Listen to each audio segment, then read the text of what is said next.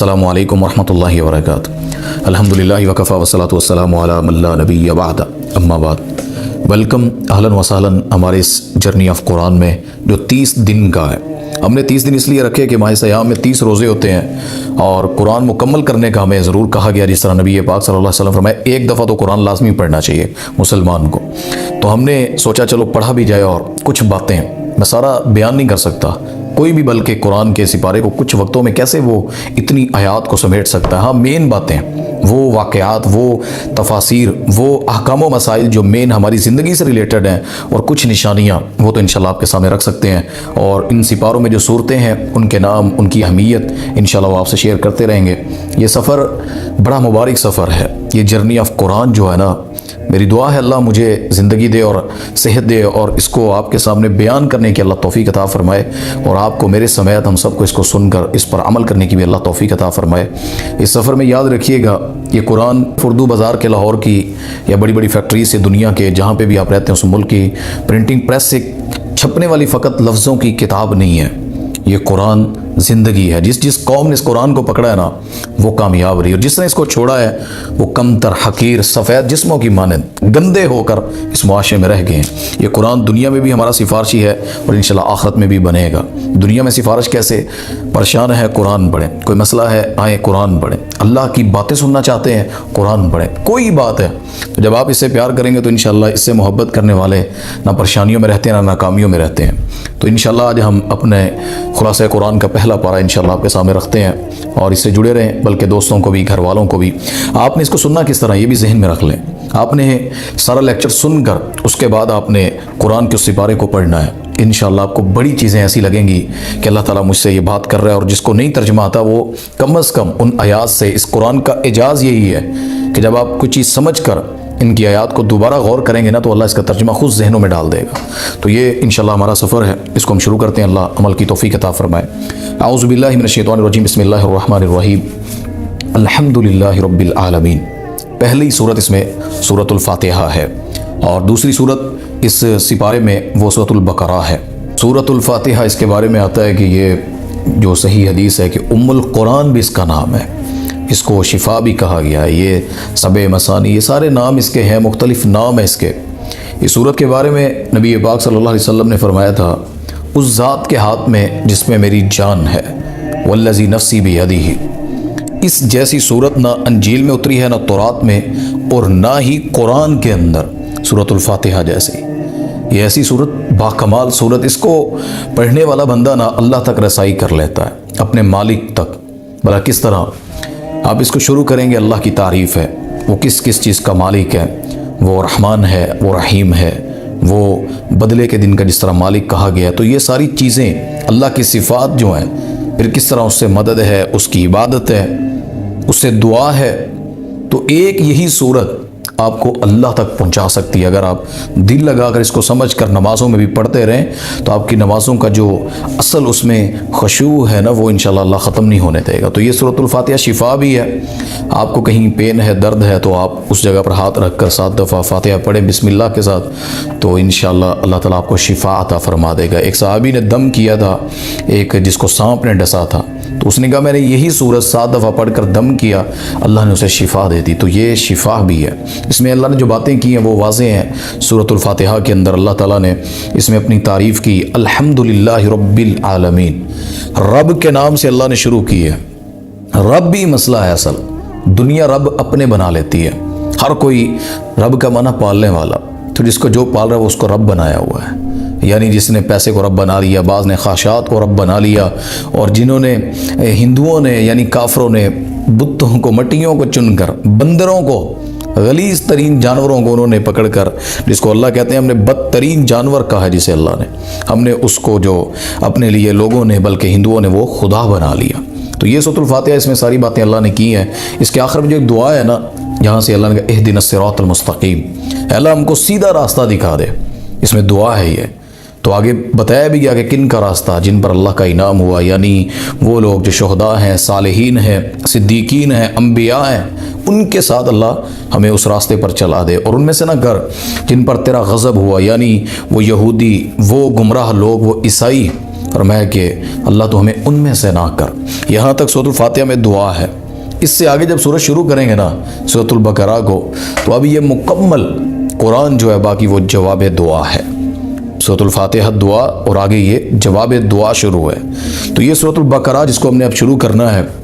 یہ قرآن مجید کی سب سے بڑی سورت اور مدینہ میں سب سے پہلے نازل ہونے والی یہ سورت ہے۔ حدیث میں آتا ہے جامع ترمذی کے اندر نبی پاک صلی اللہ علیہ وسلم نے فرمایا کہ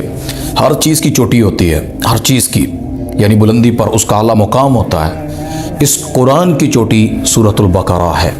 سورۃ البقرہ پڑھنے والے گھر میں یعنی جہاں پڑھی جاتی ہے یا جو پڑھتا ہے اس گھر میں اور اس بندے پر جادو اثر نہیں کرتا، شیاطین اس پر حملہ نہیں کر پاتے ہیں۔ لوگ کہتے ہیں جی اثر نہیں کر رہی، پڑھ تو رہے تھے۔ کبھی پاکیزگی دیکھیں، کبھی اپنا رزق دیکھیں، کبھی اپنے معاملات دیکھیں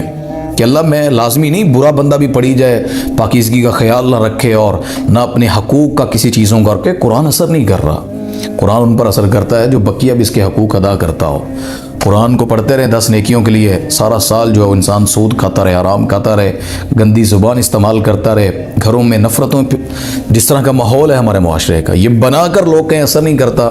تو معاشرت سے قرآن ایسی چیزوں پر اثر نہیں کرتا۔ قرآن کرتا ہے جس کی نیت خالص ہو بدلنے کے لیے۔ تو آئیں اس رمضان میں انشاءاللہ بدلتے ہیں۔ تو اللہ تعالیٰ نے اس کے آغاز کے اندر جو بات کی ہے نا، ذالک الکتاب لا ریب فیہ ھدی للمتقین، کوئی شک نہیں ہے اس میں۔ کوئی بنا کر بیٹھا ہو کہ جی شاید یہ قرآن اس کے معاملات اس کی چیزیں بڑی سخت ہیں، پتہ نہیں اس میں جو باتیں لکھی ہیں سچی ہیں کہ نہیں ہیں۔ اللہ نے کہا کوئی شک نہیں اس کتاب میں، یہ متقین لوگوں کے لیے ہدایت کا راستہ ہے۔ متقین کسے کہتے ہیں یہ الگ ڈیفینیشن ہے، لیکن یہی سمجھ لیں جس کا اللہ پر آخرت پر ایمان ہے، جس کو یہ ڈر ہوتا ہے کہ میرا اللہ دیکھ رہا ہے گناہ کرتے وقت، نیکی کرتے وقت، وہ متقین ہے۔ تو آغاز میں اللہ تعالیٰ نے اس سورت کے مومنین، کافرین، منافقین یعنی تینوں کی، مومن، منافق اور کافر، اللہ نے ان تینوں کی تذکرے کیا، علامات کیا، یعنی پکے مسلمان، پکے مشرک اور پکے جو یعنی کافروں کے ساتھ پکے منافق ہیں، اللہ نے ان کا تذکرہ کیا ہے۔ مومنین کی صفات میں اللہ نے کہا کہ یہ غیب پر ایمان لاتے ہیں، قیام صلاۃ یعنی نماز پڑھتے ہیں، اللہ کے راستے میں خرچ کرتے ہیں، اللہ کی کتابوں پر ایمان، آخرت پر ایمان، اور یہ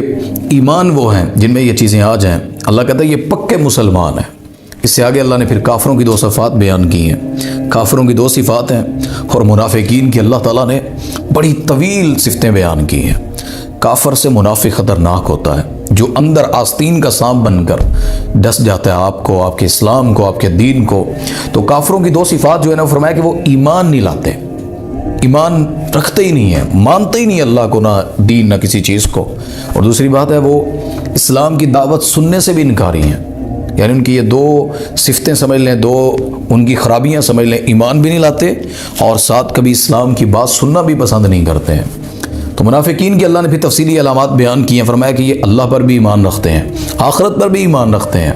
لیکن جھوٹا دعویٰ کرتے ہیں۔ مسلمانوں کے اندر جتنا بھی وہ اصلاح کی کوشش کے نام پر، فرمایا وہ فساد پھیلاتے ہیں۔ وہ کہتے ہیں ہم تو زمین پر اصلاح کرنے والے ہیں، خیر پھیلانے والے، لیکن اللہ کہتا ہے یہ مفسدین ہیں، ذاتی اپنے مفاد کو ترجیح دیتے ہیں، وہ اسلام کو نہیں دیکھتے۔ فرمایا کہ یہ صحابہ کرام کے گستاخ ہوتے ہیں، مسلمانوں کا مذاق اڑاتے ہیں، ہدایت کو چھوڑ کر سرکشی کے پیچھے بھاگتے ہیں۔ تو اللہ تعالیٰ نے ان کا تذکرہ بھی کیا۔ پھر صورت میں اللہ تعالیٰ نے یہ پہلی 20 آیات تک اللہ یہ باتیں کر رہے ہیں، تمام انسانوں کو اللہ رب جتنا بھی اس کو رب تعالیٰ نے انسانوں کو اپنی عبادت اور اس کے ساتھ دلائل دیے کہ میں ہوں تو میری عبادت کیوں کرنی ہے، اللہ نے اس کا بھی تذکرہ کیا ہے۔ اور اس سے آگے پھر 21-22 نمبر آیت اللہ تعالیٰ نے اس کے اندر دلائل دی ہے قرآن کے بارے میں کہ یہ اللہ کی طرف سے نازل شدہ کتاب ہے، یہ قرآن کسی نے خود نہیں لکھی، اللہ اس میں یہ سمجھا رہے ہیں۔ اور فرمایا کہ اگر کسی کو لگتا ہے کہ یہ خود لکھی ہوئی ہے تو اس آیت میں اللہ فرماتے ہیں جائے ایک سورت، اور قرآن میں یہ بھی آتا ہے ایک آیت بنا کر لے ہیں اس جیسی جو اللہ نے لکھی ہیں، آج تک کوئی نہیں لا سکتا، یہ اللہ کا کھلا چیلنج ہے۔ تو اس سے آگے پھر اللہ تعالیٰ 23 اور 24 نمبر آیت میں فرمایا کہ انسانی زندگی کا آغاز یعنی آدم کی تخلیق، اس کو علم عطا کیا،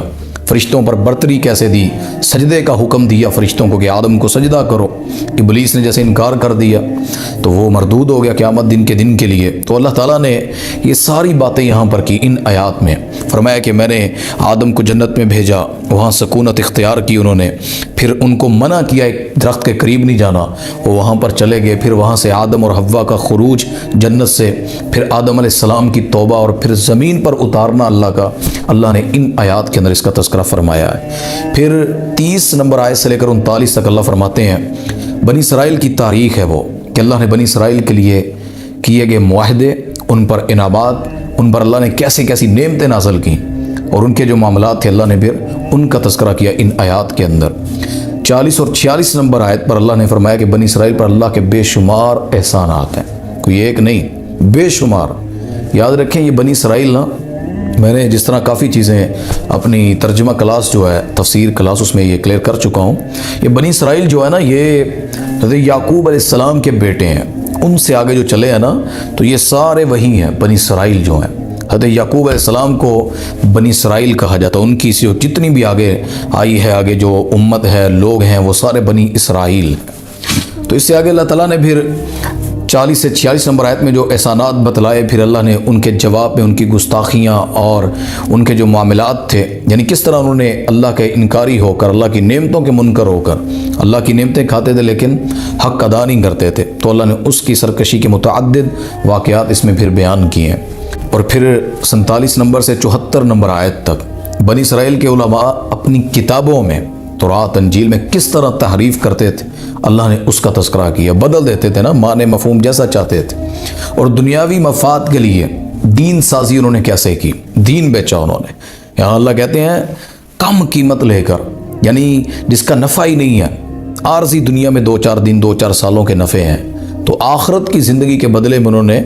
اس دین کو جھٹلا دیا، انہوں نے آخرت کو ترجیح نہیں دی، دنیا کو انہوں نے چن لیا اور پسند کر لیا، دین سازی کرنا شروع کر دیا، اللہ نے یہاں اس کا بیان کیا۔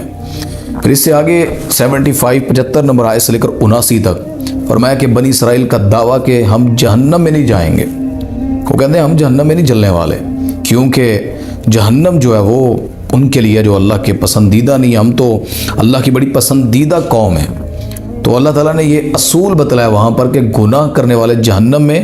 اور ایمان عمل صالح نیک کرنے والے جنت میں جائیں گے۔ ان آیات میں اللہ نے ان کو یہ چیز سمجھائی ہے کہ تم یہ نہ سمجھو کہ اسی پیارے ہیں، ہم بنی اسرائیل لاڈلی وہ امت ہیں تو لہٰذا ہم سیدھا جنت میں چلے جائیں گے۔ اللہ کہتے ہیں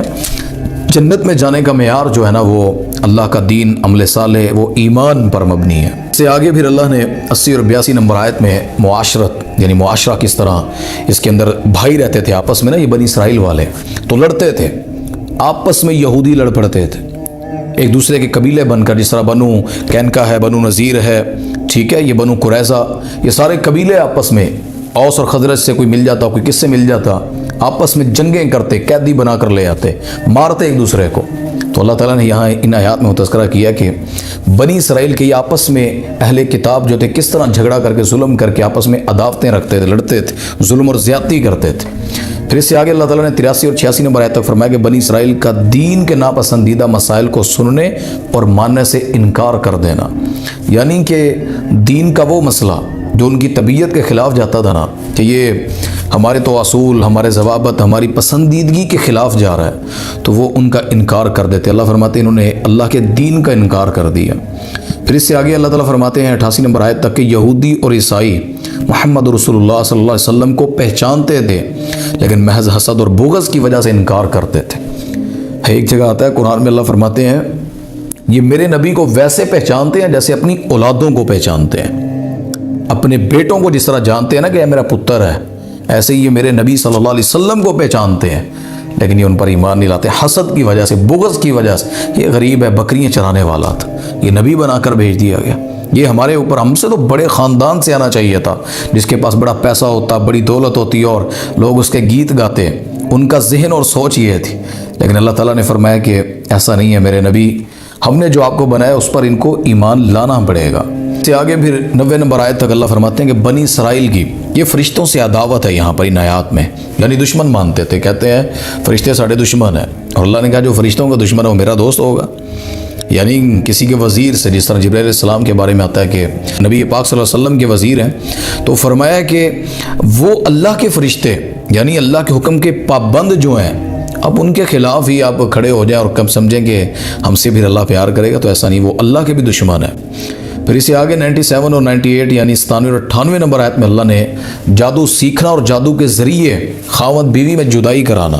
اللہ کا فرمان کہ جادو جو سیکھے گا، جو سکھائے گا، وہ دونوں جہنمی ہیں، ان کا آخرت میں کوئی حصہ نہیں ہے۔ یعنی جس نے جادو سیکھا اور سکھایا وہ ابدی جہنمی بھی ایک جگہ آتا ہے کہ وہ جنت میں نہیں جا سکتے ہیں، کالا علم یہ سارے جادو کرنے والے۔ پھر اس سے آگے 102 نمبر آیت جو ہے بنی اسرائیل کا رسول اللہ صلی اللہ علیہ وسلم کی گستاخی کرنا، مسلمانوں کو مرتد کرنے کے لیے مختلف ہیلے استعمال کرنا، یہ نبی کی گستاخی کرتے تھے، کسی نہ کسی لحاظ سے ان کو اپنے سے کم تر دکھانا، ان کو بتانا کہ یہ کیا ہے، یہ جادوگر ہے، اور پتہ نہیں معاذ اللہ کیا کیا کہتے تھے، اور کوشش کرتے تھے مسلمان مرتد ہو جائیں، انکار کر دیں اس نبی کا۔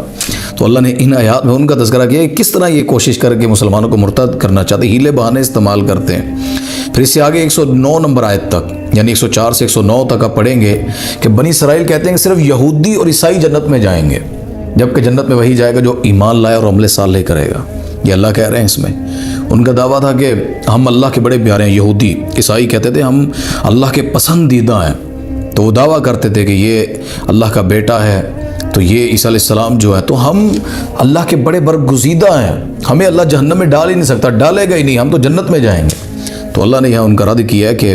یہودی اور عیسائی جو دعویٰ کرتے ہیں نا بنی اسرائیل سے کہ ہم جنت میں جائیں گے، جنت میں نیک اعمال کی وجہ سے جانا ہے، کوئی کسی کے تعلق کی وجہ سے یا عیسائی ہونے کے ناطے سے، یہودی ہونے کی وجہ سے جنت میں نہیں جا سکتا ہے۔ پھر اس سے آگے اللہ تعالیٰ فرماتے ہیں 112 نمبر آیت تک کہ مسجد میں نہایت احترام سے آنا چاہیے، جو لوگ مساجد میں خرابی اور فتنہ بازی کرتے ہیں وہ اللہ کے ہاں سب سے بڑے ظالم ہیں۔ مسجدوں کا احترام اللہ نے یہاں سکھایا، مسجد کا احترام۔ ہمارے معاشرے میں جس طرح آج کل مسجدوں کا ماحول بنا ہوا ہے اور مسجدوں میں نعرے لگتے ہیں اور پتہ نہیں کیا کیا مسجدوں میں کام شروع ہو گئے ہیں، یہ غیر شرعی ہیں۔ مسجد کا احترام اور تقدس اتنا ہی، اللہ کا گھر ہے۔ آپ کے گھر میں کوئی ایسے ہی وویلا کرتا پھرے، نعرے مارتا پھرے، اونچا بولتا پھرے، بلا وجہ شور کرتا پھرے، آپ کو پسند آئے گا؟ اللہ کے گھر میں پھر ایسا کیوں ہوتا ہے کہ وہاں پر لوگ صفائی کا، الفاظوں کا، اٹھنے بیٹھنے سونے کا خیال نہ رکھیں؟ وہ اللہ کا گھر ہے، اللہ نے یہاں یہ ادب سکھایا کہ مسجد میں آنا کس طرح ہے۔ پھر اس سے آگے 114 نمبر آیت میں اللہ نے ابراہیم علیہ السلام کا مقام و مرتبہ اور وہ کعبہ کی تعمیر، مکہ میں اپنی اولاد کے لیے دعائیں کرنا، اپنی اولاد کو دین پر چلنے کی نصیحت کرنا، یہ بیت اللہ جو بڑا معروف ہے نا، جو اتنا چمکتا ہے اس دنیا میں آج کل، یہ ایسے نہیں تھا کہ آپ سمجھیں کہ لائٹوں کی وجہ سے روشن ہو گیا اور وہاں ہر چیز ملتی ہے تو شاید یہ ترقی کی وجہ سے۔ بیت اللہ کے پیچھے بڑی کہانی ہے، انشاءاللہ جہاں آئے گا بیان کریں گے آپ کے سامنے۔ یہ بیت اللہ کے لیے ابراہیم علیہ السلام نے جو قربانیاں دی اور جو دعائیں مانگی ہیں، ان قربانیوں کی وجہ سے اور دعاؤں کی وجہ سے اس مکہ کی رونق ساری دنیا میں سب سے زیادہ ہے۔ یہ کالے پہاڑ تھے، ایسے کالے پہاڑ تھے، جب ابراہیم علیہ السلام بی بی ہاجرہ کو چھوڑ کر گئے تھے، اسماعیل علیہ السلام اپنے بیٹے کو، خوف آتا تھا یہاں سے، لیکن جب اس نے کہا کہ یہ اللہ کا حکم ہے تو میرا اللہ مجھے ضائع نہیں کرے گا، اما ہاجرہ نے کہا تھا۔ اللہ اکبر، اللہ نے بھی کہا ہاجرہ تیرے قدموں پر، جب تو اسماعیل کے لیے پانی ڈھونڈ رہی تھی صفا مروہ، دنیا کو نہ دوڑا دوں میں، وہ امیر کیا، غریب کیا، رنگ نسلیں کیا، میں دنیا کو اس قدموں پر نہ دوڑا دوں تو مجھے اللہ کون کہے گا۔ تو یہ تعمیر کعبہ اور یہ ساری وہاں کی جو اللہ نے باتیں کی ابراہیم علیہ السلام کی، تو یہ یہاں پر اللہ نے تھوڑا سا ذکر کیا، انشاءاللہ تفصیلی ذکر آگے آئے گا سورۃ ابراہیم میں بھی، دوسری جگہ پر بھی۔ تو اس سے آگے پھر 124 اور 134 نمبر آیت میں جو اللہ فرما رہے ہیں کہ یہودی کہتے ہیں کہ ہدایت پانے کے لیے یہودی ہونا ضروری ہے، جبکہ عیسائی کہتے ہیں کہ ہدایت کے لیے عیسائی ہونا شرط ہے، جبکہ اللہ فرماتا ہے ہدایت ملت ابراہیم کی اتباع میں ہے۔ جو نبی نے پیغام دیا نا، ملت ہے جو اس کا قانون ہے، اس کی اتباع میں، پیروی میں کامیابی ہے۔ لوگ ہی کہہ دینا جو یہ مسلک، یہ فلاں جنتی ہے، فلاں ایسے ہے، وہ یہ راہ حق پر ہے۔ جس نے محمد رسول اللہ صلی اللہ علیہ وسلم کی اطاعت اور پیروی نہ کی، وہ جو مرضی اپنا نام رکھ لے، وہ جنت میں نہیں جا سکتا ہے۔ بدعت اپنی طرف سے دین بنانے والے، دین چلانے والے، پھر وہ جنت میں ان کا کوئی ایسا مقام نہیں۔ تو اللہ تعالیٰ نے اس سے آگے بھی فرمایا کہ یہ جو یہودی دعویٰ کرتے ہیں، یعنی ان کا ایمان جو اپنا یہ کہہ رہے تھے کہ ایمان یہ ہوتا ہے، تو اس اگلی آیت میں 136 نمبر آیت میں اللہ فرمایا صحابہ کرام کا معیار ایمان ہے، یعنی جس طرح صحابہ نے ایمان دکھایا نا، وہ معیار ہے ایمان کا۔ 137 نمبر آیت میں اللہ فرماتے ہیں کہ یہودی اور عیسائی نا اور مشرکین عرب وہ اس بات پر فخر کرتے تھے کہ ہم اسماعیل علیہ السلام کے بیٹے ہیں، ابراہیم کے، اسحاق کے، تو اللہ ہمیں بخش دے گا۔ اتنی بڑی نسبت اور تعلق کم ہے؟ اللہ نے پھر اس 140 اور 41 نمبر آیت میں ایسا رد کر دیا۔ اللہ فرماتے ہیں ان سے کہہ دیں کہ ان کے اعمال ان کو فائدہ نہیں دیں گے، آدمی کو اس کے نیک اعمال جو ہیں وہ فائدہ دیں گے، نسبتیں کچھ فائدہ نہیں دیں گی۔ یعنی تعلق کہ ہم اس کے بیٹے ہیں۔ آج کہتے ہیں نا ہم جی فلاں سید ہیں، فلاں کا تعلق ہے، لوگ اس حد سے گزر جاتے ہیں اور اس تعلق پہ خوش ہیں کہ ہم بخشے جائیں گے، ہمارے کسی آستانے سے، کسی عالم سے، کسی بڑے سے تعلق ہے، ہم تو اس لڑی سے آ رہے ہیں، پورا گھر اوپر سے نسب چل رہا ہے، نعرے لگتے ہیں۔ اللہ کہتا ہے نسبتیں کام نہیں آئیں گی، نیک اعمال کام آئیں گے۔ جب یہ پاک صلی اللہ علیہ وسلم اپنی بیٹی فاطمہ کو بٹھا کر کہہ رہے تھے رضی اللہ تعالیٰ عنہ، فاطمہ اپنے نیک اعمال کرنا، قیامت کے دن محمد صلی اللہ علیہ وسلم کی باپ کی نسبت سے اللہ تجھے نہیں چھوڑے گا، تیرے اعمال تیرے وہاں وہ رنگ لائیں گے، وہ کام آئیں گے۔ تو یہ باتیں اللہ تعالیٰ نے اس میں کی ہیں۔ تو سورۃ البقرہ کا یہ حصہ جو ہم نے پہلے سپارے کا پڑھا، اللہ تعالیٰ اس پہ عمل کی توفیق عطا فرمائے، اور اس کو تفصیل سے پڑھیں گے محبت سے قرآن کے ترجمے کے ساتھ، تو اور آپ کو اللہ تعالیٰ اس میں مزہ اور انٹرسٹ اور شوق پیدا کریں گے۔ اللہ عمل کی توفیق عطا فرمائے۔ السلام علیکم ورحمۃ اللہ۔